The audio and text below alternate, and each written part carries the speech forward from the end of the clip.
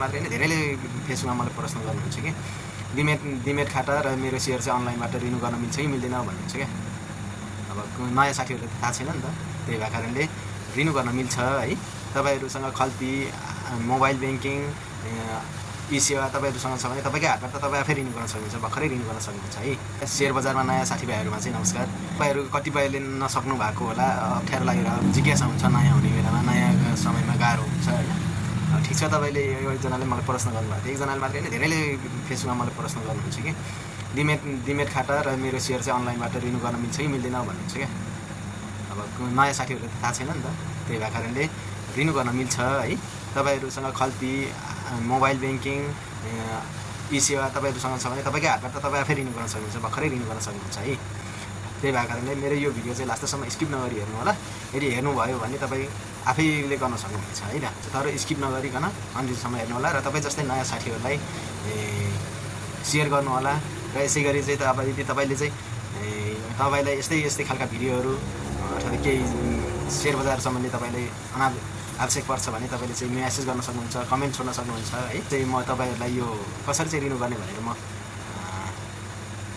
मोबाइलतर्फ चाहिँ रिन्यू गरेर यसरी गर्नुपर्छ भने म सिकाइदिन्छु। तपाईँहरू चाहिँ त्यही स्किप नगरिकन त्यही तरिकाले चाहिँ गर्नु होला। त्यही तरिकाले गर्नुभयो भने तपाईँहरू अवश्य चाहिँ गर्न सक्नुहुन्छ।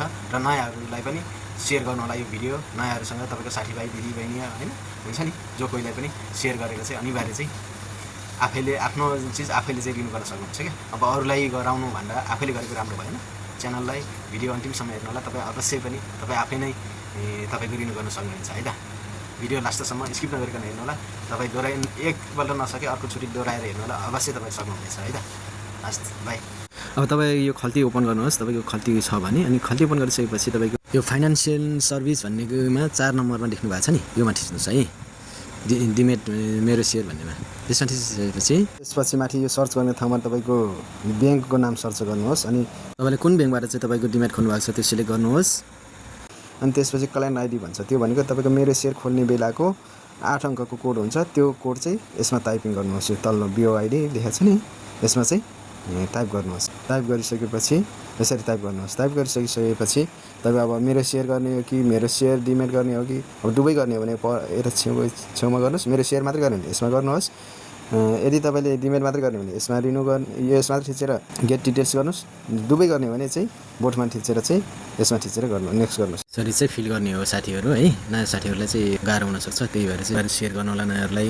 अनि 1 वर्ष गर्ने कि 2 वर्ष गर्ने कि 3 वर्ष गर्ने कि यसमा देखाइरहेको हुन्छ कि तपाईँहरू यो सिलेक्ट गर्ने हो। सिलेक्ट गरिसकेपछि तपाईँहरू नेक्स्ट बटनमा थिच्ने हो। नेक्स्ट बटनमा थिचिसकेपछि अब तपाईँले फेरि अब कि डिमेट मात्रै गर्नुहुन्छ भने फेरि यस्तो गर्नुपर्छ है, डिमेट मात्रै गरेर गेट डिटेल्स गर्ने हो है।